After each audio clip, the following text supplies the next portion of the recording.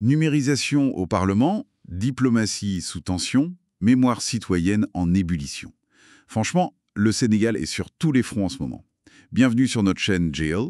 Aujourd'hui, on explore pour vous les dynamiques fortes qui traversent la scène sénégalaise. On va parler de l'Assemblée nationale qui, hop, passe au tout numérique, des ressortissants rapatriés d'Iran, une visite économique hyper importante en Chine, et puis aussi on va revenir sur les échos toujours présents du 23 juin 2011 et les débats actuels sur l'espace démocratique. Bon, allez, c'est parti. Commençons par l'hémicycle, si vous voulez bien. Une vraie transformation numérique est en cours là-bas, n'est-ce pas? Au-delà de l'annonce, qu'est-ce que ça change vraiment, concrètement? Alors oui, c'est assez significatif, surtout pour l'examen de la loi de finances rectificative 2025. On parle quand même de la fin d'environ 1,3 tonnes de papier. C'est énorme. Ah oui, 1,3 tonnes, quand même. Hein. Exactement. Donc les 165 députés, ils ont maintenant des tablettes sécurisées, bien sûr. C'est une initiative qui a été vraiment portée par le président de l'Assemblée, El Malick Ndiaye.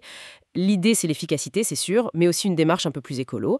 Et puis ça permet de s'aligner sur ce qui se fait ailleurs, à l'international. Apparemment, il y a aussi des outils de recherche dedans qui devraient bien aider pour le travail législatif. D'accord. Une modernisation interne assez notable. Et pendant ce temps, hors des frontières, la diplomatie sénégalaise, elle a eu chaud, on peut dire. Hein. Effectivement, oui. Avec le contexte très tendu là entre l'Iran et Israël et puis la fermeture de l'espace aérien iranien, il y a eu une opération d'évacuation qui a réussi.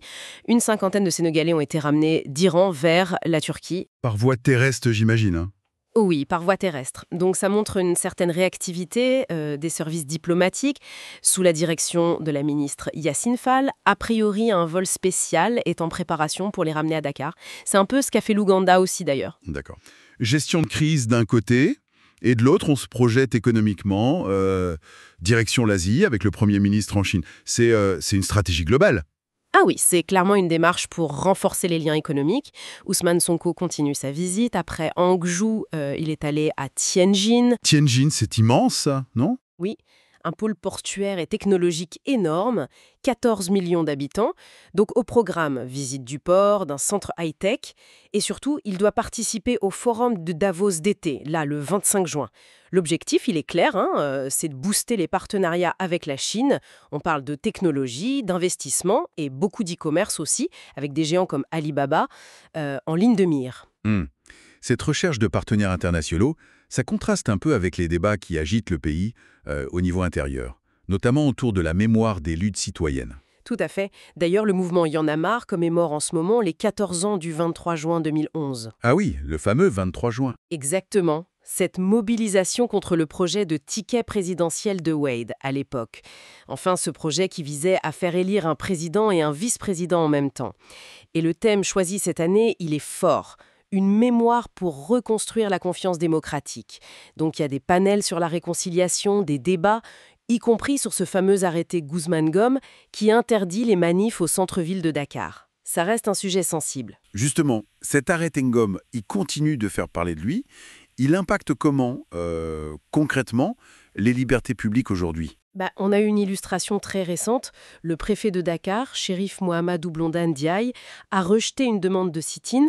C'était le mouvement FRAPP qui voulait faire un sit-in place de l'indépendance. Et le motif officiel, c'est cet arrêté de 2011. Donc pour beaucoup d'organisations de la société civile, que ce soit FRAPP ou Y en a marre, cette mesure, c'est une entrave aux libertés. Et le fait qu'elle soit toujours là, ça coince. Et ces tensions autour de l'espace public, ça nourrit un débat plus large sur l'état de la démocratie au Sénégal.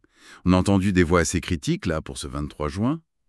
Oui, elle pose des questions de fond, vraiment. Par exemple, le constitutionnaliste Maurice Soudiek Dione. Lui, il met en garde contre un risque de diarchie. Diarchie.